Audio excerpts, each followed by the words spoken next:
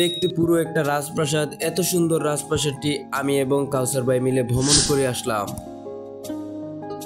Hello viewers, আসসালামু আলাইকুম। আজকে আমরা চলে যাব শাপলা মিডিয়ার প্রযোজক সেলিম খান চেয়ারম্যানের বাংলো বাড়ি ভ্রমণের উদ্দেশ্যে। তবে আজকের ব্লগে আমি একা না, আমার সাথে আছেন প্রিয় মিডিয়ার অনার। কি আপনারা কি চিনতে পারতেছেন না?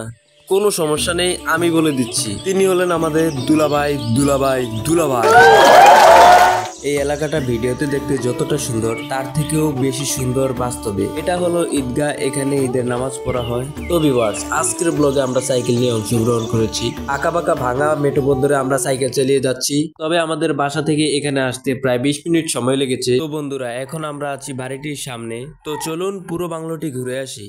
তো বাংলোটা দেখতে অসম্ভব সুন্দর। এখানে বড় বড় 4টি পিলার রয়েছে এবং বাড়িটি রাজকীয় ভাবে নির্মাণ করা হয়েছে। তবে ইনডোরের ডিজাইনটা খুবই চমৎকার। এখানে দুই দিকে রাউন্ড সিঁড়ি করা হয়েছে। তবে এই বাড়িটির পুরো কাজ শেষ হতে না হতেই সেলিম খান চেয়ারম্যান মৃত্যুবরণ করেন। এরপর থেকে এই বাড়িটির কাজ সম্পূর্ণভাবে বন্ধ রয়েছে এবং আজকে আমরা দেখতে এসেছি। তবে বাংলোর পাশেই রয়েছে শাহাবুদ্দিন স্কুল। বাড়ির পেছনের দিকে রয়েছে মাঠ ভরা কাশফুল, যা দেখতে মনোমুগ্ধকর। তবে এই মাঠটি বাংলোর দক্ষিণ দিকে অবস্থিত।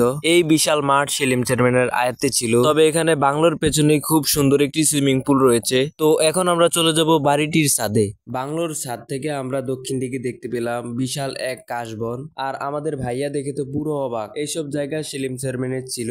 তো বন্ধুরা, ছাদের মধ্যে এসেই দেখলাম খুব সুন্দর একটা ফুটবল খেলার মতো বিশাল ছাদ। তো বন্ধুরা, এই বাড়িটির যদি সম্পূর্ণ কাজ হয়ে যেত তাহলে চাঁদপুর এবং লক্ষ্মীপুরের মধ্যে সবচেয়ে সেরা বাড়িটি হতো আমাদের এই সেলিম চেয়ারম্যানের বাংলোটি। কিন্তু দুঃখের বিষয় হলো যে বাড়িটির কাজ অনির্দিষ্ট কালের জন্য স্থগিত রয়েছে। তবে এই বাড়িটি নিয়ে এখনো রয়েছে ধোঁয়াশা। আদৌ কখনো এই বাড়িটি সম্পূর্ণ হবে কিনা আমরা কেউই বলতে পারি না। তো বন্ধুরা, আজকের ভিডিওটি আমাদের এ পর্যন্তই। দেখা হচ্ছে নতুন কোনো ভিডিওতে। এই ব্লগটি আপনাদের কাছে কেমন লেগেছে আর এই বাংলো বাড়িটি কেমন লেগেছে অবশ্যই কমেন্ট করে জানিয়ে দিবেন। দেখা হচ্ছে নতুন কোনো ভিডিওতে। ততক্ষণ পর্যন্ত ভালো থাকুন, সুস্থ থাকুন, সুন্দর থাকুন, গুড মিডিয়ার পাশে থাকুন।